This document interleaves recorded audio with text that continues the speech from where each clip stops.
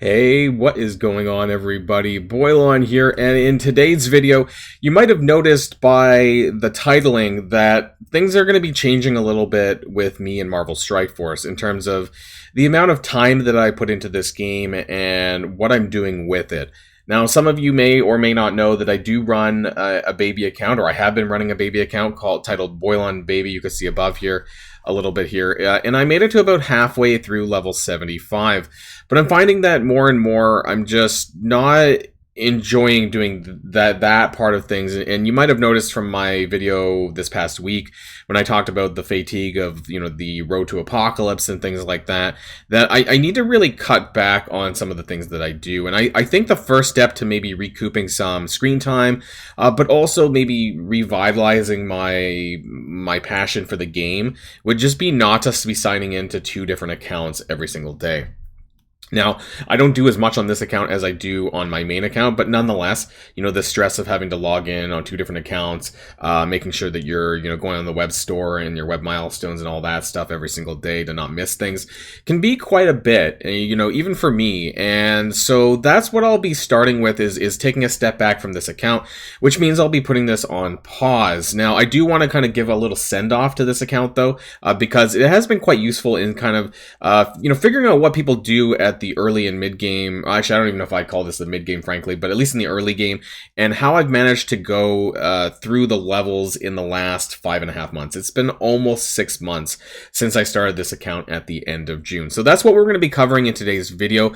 I also want to talk about my side channel, Boilon Snap. So for those of you who, maybe do play Marvel Snap and are still playing Marvel Strike Force, I would actually really appreciate it if you guys went to the link in the description down below and in the comments section as well. So it's youtube.com/@BoilonSnap. As you can see here, Boilon Snap. And if you could hit that subscribe button for me, that would be really amazing. I'm trying to get over that hump for 1,000 subscribers. I know I have way more than 1,000 subscribers on my main account. So if anyone here is watching this video and doesn't mind helping me out, that would be amazing. So thanks, everyone. And of course, let's get on with the actual video. So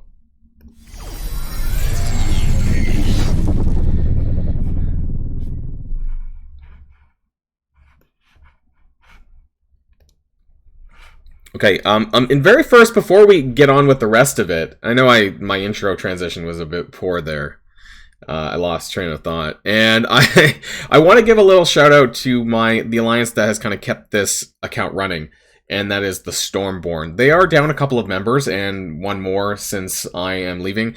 If there's anyone out there that is looking to do Doom 2 and occasional Doom 3 content, then send me a DM on Discord, and maybe, if you're looking for something new, I can set you up with them, because they need a couple more members, so that would be really amazing, and I can forward you on for that. So just wanted to give them a quick shout out because they've done really well for me, and let me kind of get some resources with them that I might not have otherwise. So that's really nice here.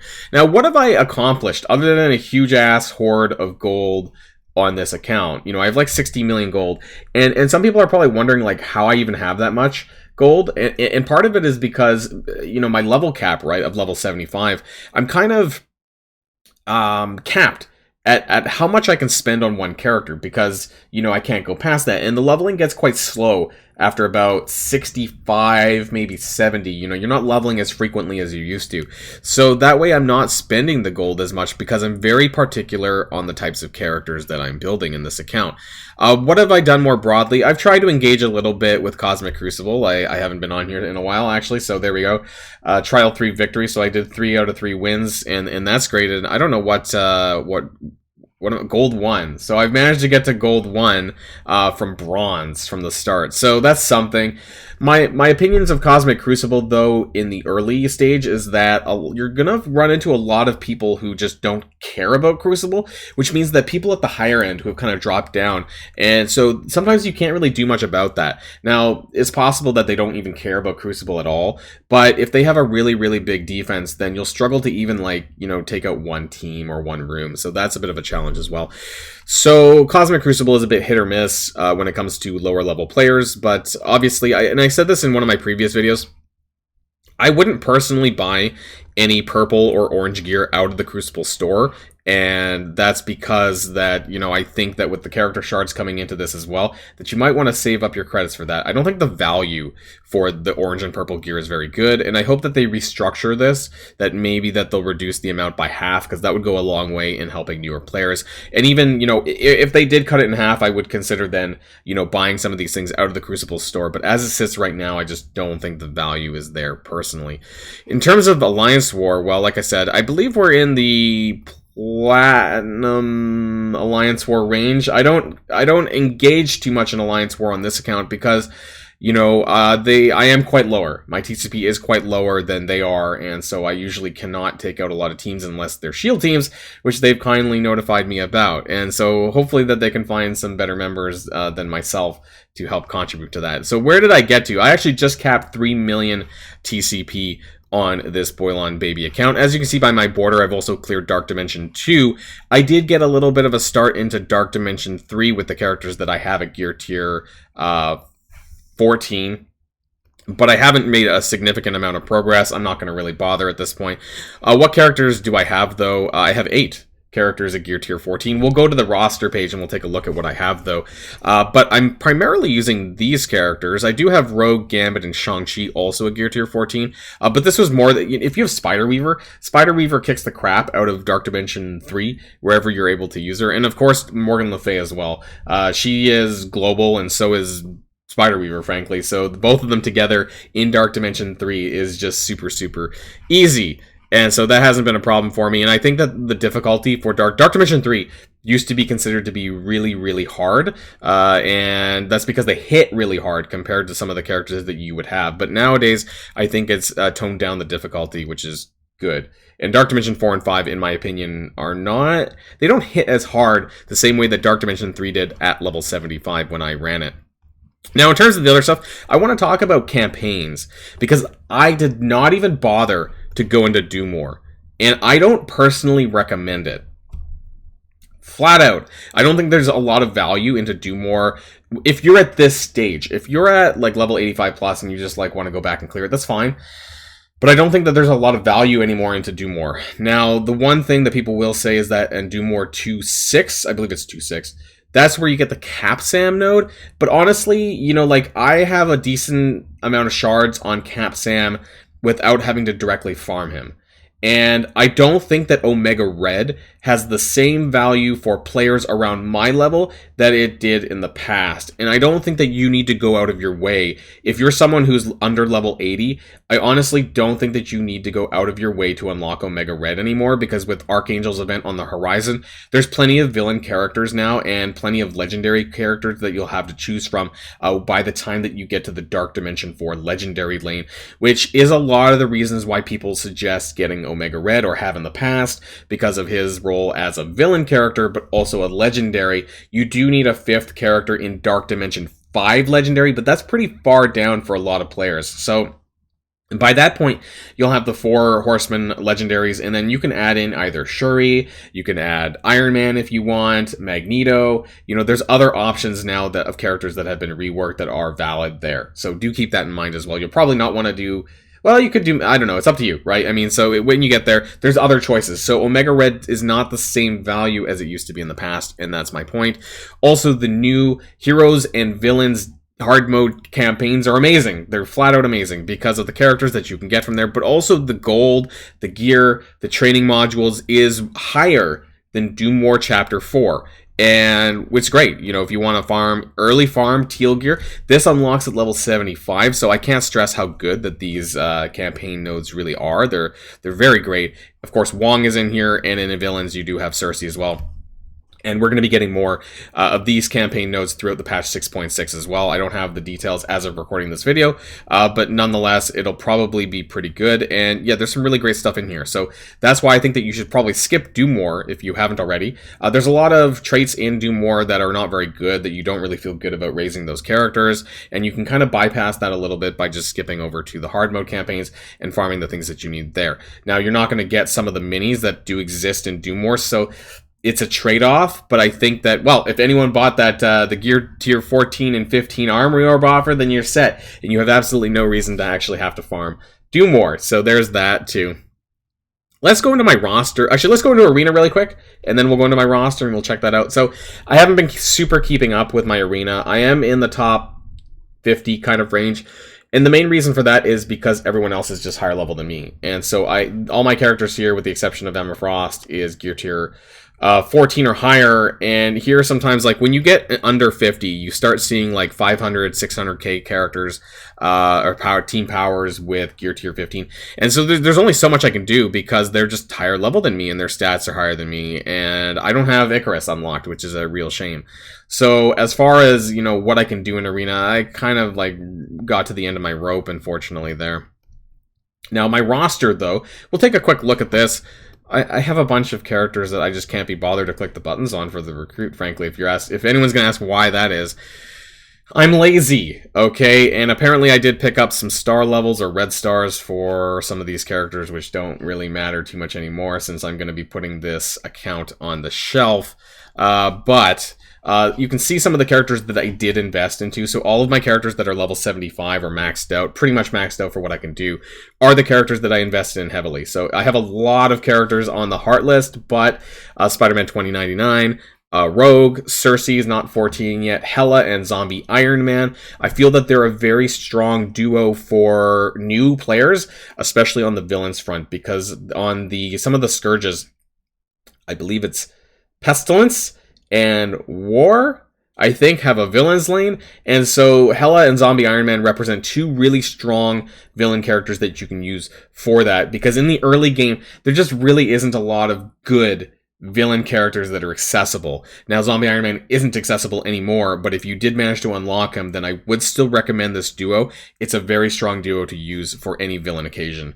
Some other characters that I ended up bringing up a little bit, some city characters. You see Dagger, Tangled Web. I did that mostly. I did a less into Noir, more into Spider Weaver and 2099. I did a little bit of War Dogs on this account, actually. I'm not building the team on my main account, but, you know, it did actually serve a purpose here on my baby account in the early game because I did have Shuri as well. If you don't have Shuri, then there's not much you can do about that. I think my Nokia is in here somewhere. Maybe I unhearted her. I got her to about 4-star, though, for what it's worth. I got a 6 red Black Panther 1MM, but I'm not really utilizing that too much. You can see, like, I have a spattering of characters that I've leveled up. Some Young Avengers, some X-Men, some Deathpool. Kind of all over the place, frankly. I really just didn't have a solid goal. One thing I didn't really do was I did not actually bring up my Web Warriors. And the reason for it was I was not raiding in Doom Raid Bio, and the stat improvements for Spider-Man OG doesn't actually get activated until Gear Tier 14, so that's a little bit of a shame. But I primarily focused on a narrow, tall roster for Dark Dimension and for my Arena, and that was my main sort of goal here. And that's why you can see some Morgan Le Fay, some, I was going to say Spirit Weaver, Spider Weaver, Squirrel Girl I used primarily for Young Avengers, but she's also a really good healer and probably the best one that I have currently. Kestrel, Shang-Chi, Gambit. I used like a hodgepodge of these in Arena, you know, depending on who I had unlocked at the time. And then you can see that I kind of tapered off on some of these other characters like Silver Surfer and Thor because they got replaced in my Arena at some point. And then I did have the Hero as Guardians because that's when I started this account, was not too long after, you know, it was in June. So just before the Summer of Blunders.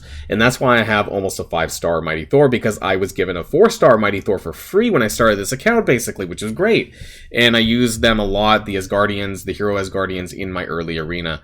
I did end up getting Viv Vision and Deathlock, but I did not get Hulkbuster. So if we look to the bottom of my roster and who I didn't manage to unlock, this probably comes to no surprise really for you guys, but Hulkbuster, the Blitz event was absolutely horrific.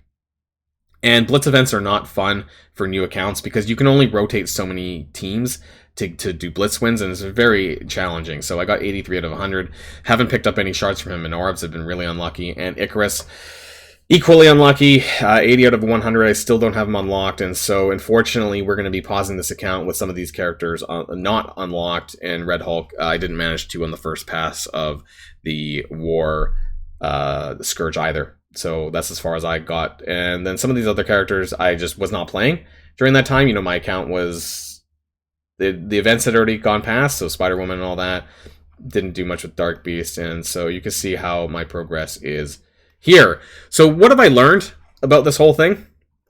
Well, I have learned that actually the new player experience isn't terrible.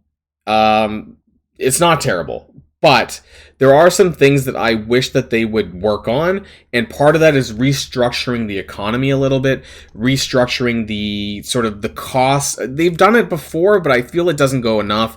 Training modules need to be increased some more. I believe the cost of the store stuff, raid store, war store, for lower level gear, orange gear, purple gear, needs to be decreased so it makes it a little bit easier to get through it, and you're not spending as much resources on this gear, which should not be a bottleneck for anyone at this point. So in the raid store, in the war store, like, no, you should not probably buy purple gear with your war credits. I think that's a waste. And same with what we talked about earlier on, Cosmic Crucible store for purple and orange gear as well. So I feel like that's what they could do. They could maybe shave it in by a third, maybe by a half, and make it easier for people to engage with these stores with the purple and orange gear category, where it's not going to negatively impact them so much, whereas, you know, a lot of people don't spend in these categories that I'm talking about. And so that's kind of my thoughts right there. But otherwise, it wasn't too difficult for me to keep up, as long as I realized that I wasn't going to be able to complete a lot of the events until I was like after level 60, kind of level 65 range. And so there is going to be that first few months of an account that's going to feel a bit tough, because you're not going to be able to do a lot of the things or all of the things when the events come out, and you're going to wonder why you can't do that. And a lot of that is because of the way that the game is structured. Marvel Strike Force, to be able to clear events, maybe not until you're about that range when you have more characters unlocked, and when you have higher levels, of course, as well, to be able to do that. More teams for blitzes and all that kind of stuff. So let me know in the comments down below, you know, especially if you're like under level 80 and you've been following my channel. Really curious to know, you know, how my kind of roster progress maybe lines up with yours. So my account is just about 6 months, just to give people a perspective, but I'm going to be taking a step back from this account, so it's going to be going on the shelf, and hopefully that'll give me more time, not only for my main account and maybe to restructure my thoughts about Marvel Strike Force more broadly, but also I'm going to be putting a little bit more effort into my Marvel Snap channel as well. So once again, you know, if you guys go over to the comment down below of youtube.com/@Boilon Snap, I really greatly appreciate that, and would help me to get further on that one. So if you do play Marvel Snap, do check out that for additional content, probably about 3 times a week on that channel. Probably where I'll be redirecting my energies from this account to Marvel Snap without stressing myself out. And so maybe that'll give me a little bit more energy for Marvel Strike Force on my main as well, for us to do content here. So, of course, you know, there's going to be more videos as well. So don't worry about that. And until next time, stay safe and healthy, and I'll see you all later. Boilon signing out of this Boilon Baby account number 2.